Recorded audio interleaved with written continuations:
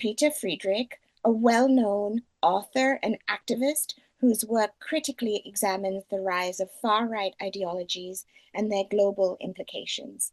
Peter has been a vocal critic of Hindutva, the far-right ideology driving much of the religious intolerance in India today, and is the author of several influential books, including Saffron America, which exposes the influence of Hindu nationalist organizations in the United States. Peter has faced significant targeting by the Indian media and disinformation networks. During the farmers' agitation in India, he was falsely accused by Indian outlets of being a mastermind behind an alleged toolkit to discredit the government, a baseless claim used to vilify dissent. Similarly, the Disinfo Lab, an infamous propaganda platform, has leveled false accusations against Peter, branding him as anti-India in a clear attempt to undermine his advocacy for justice and human rights. Please join me in welcoming my friend, Peter Friedrich. At the outset, I stand in complete solidarity with Mohammed, Zubair, and Nadeem Khan. They have every right to do independent work, whether it is journalism or civil rights activism in the world's largest democracy. Over the past 10 years, the Modi regime has ramped up its suppression and oppression of every Indian voice of freedom. Zubair has already faced multiple retaliatory police charges for daring to exercise his rights to free speech, especially by exposing the hate speech of powerful figures in India. Khan is facing charges for daring to work against the injustice of the Indian state, extrajudicially bulldozing the homes of critics. Both of these men are stalwart examples of the reality of democracy. That is, that democracy does not merely mean pushing a button every few years to select a leader, but it is an ethos which must be lived out.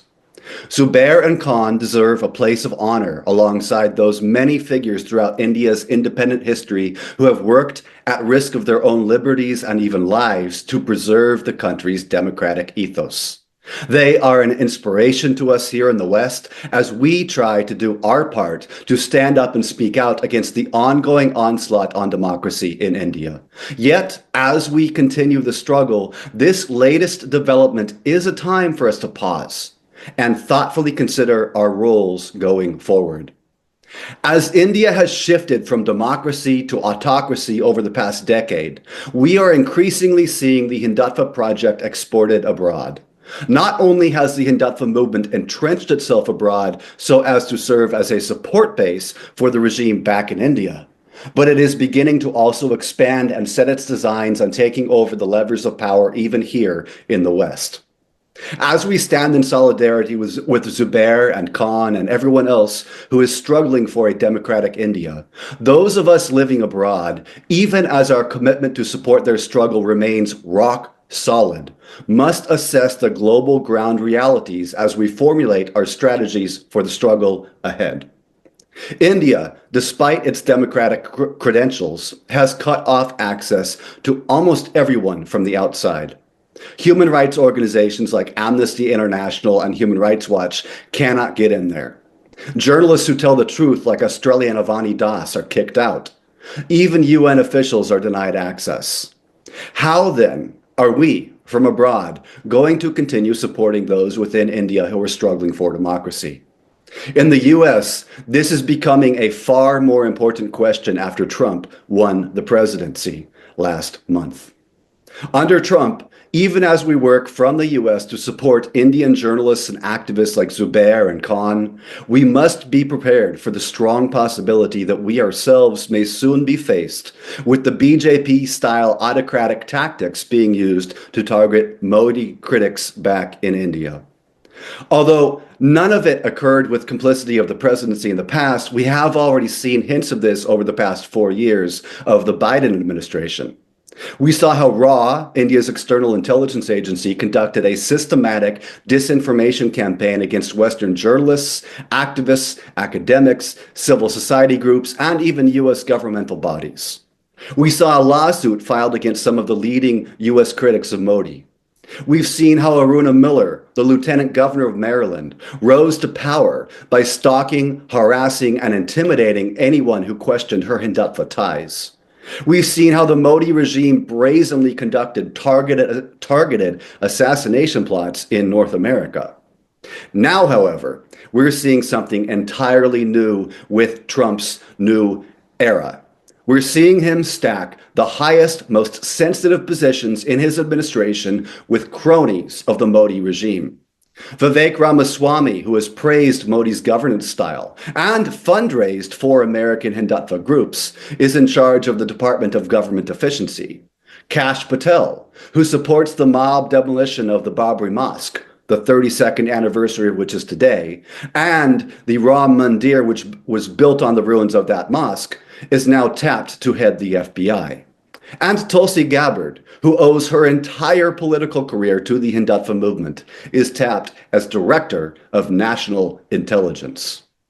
As the suppression and oppression of democratic voices in India mushrooms, the next 4 years for those of us in the US who support a democratic India promise to also grow tougher.